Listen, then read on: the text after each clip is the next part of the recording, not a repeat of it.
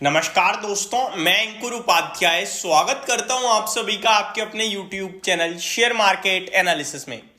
आज आप सभी के साथ इस वीक में डिस्कस करने वाला हूं ऑयल मार्केटिंग कंपनीज को।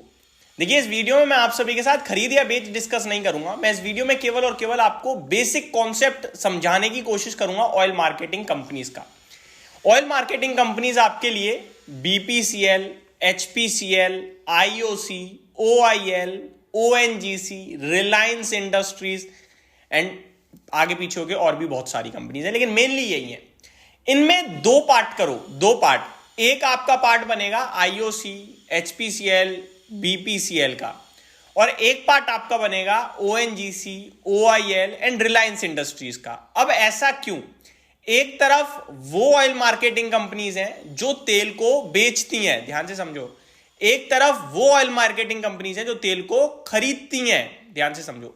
अब आप कहोगे भाई आईओसी, एचपीसीएल, बीपीसीएल भी तो तेल बेचती है, लेकिन वो तेल पहले खरीदती है फिर बेच रही है। और एक है जो तेल को बना रही है और फिर वो बेच रही है। एक एग्जांपल से समझूं तो एक रिटेलर जो होता है, जो ग्रोसरी शॉप होती है, वो डायरेक्ट बेचती है किसी और से खरीद कर, ना कि खुद बना रही है। एक कंपनी प्रोडक्ट को बनाती है, फिर होलसेलर को बेचती है और फिर वो रिटेलर पे पहुंचता है, फिर वो सामान बिक रहा है। लेकिन होलसेल जो कंपनी है वो किसी से खरीद नहीं रही, वो खुद बना रही है। तो डिफरेंस है, समझ गए? और आप इजीली समझ गए होंगे, मैंने एक थोड़ा डिटेल में समझा दिया बस। अब इन दोनों कंपनीज के सिनेरियोस को समझो।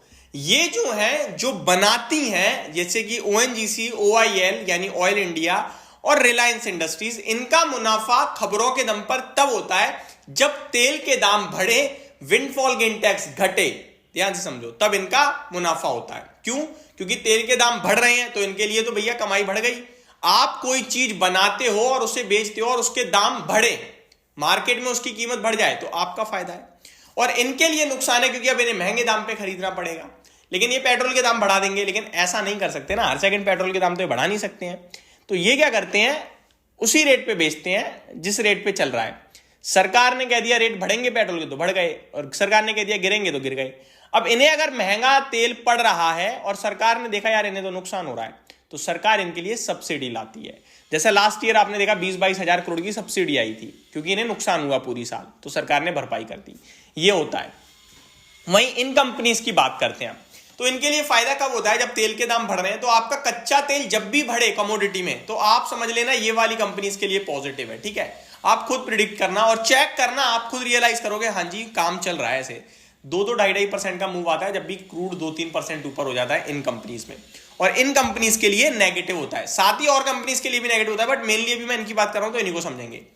अब ये जो है ओआईएल, ओएनजीसी और रिलायंस, ये आपकी लंबी अवधि की खिलाड़ी हैं, क्योंकि यहां पे जो तेल है वो कच्चे तेल के दाम नॉर्मली इतनी आसानी से नहीं टूटते हैं, और ये आपका कंट्रीज पे डिपेंड करता है कि कंट्रीज में जियोपॉलिटिकल सिचुएशन कैसी है।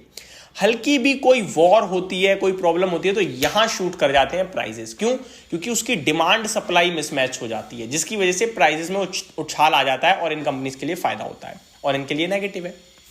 वहीं ये जो ऑयल से रिलेटेड कंपनियां हैं, ये बहुत कारोबार में यूज हो रही हैं, तो यहां पे आप लॉन्ग टर्म के लिए प्ले कर सकते हैं। वहीं ये कंपनियां अगर मैं देखूं तो ये क्या है, ये व्हीकल्स में यूज करती हैं। अब सरकार का पहला फोकस है ईवी, तो ये लॉन्ग टर्म के खिलाड़ी तो नहीं लग रहे। हाँ, चार्जिंग स्टेशन यहां लगेंगे, वो एक अलग बात है, सरकारी कंपनियां हैं।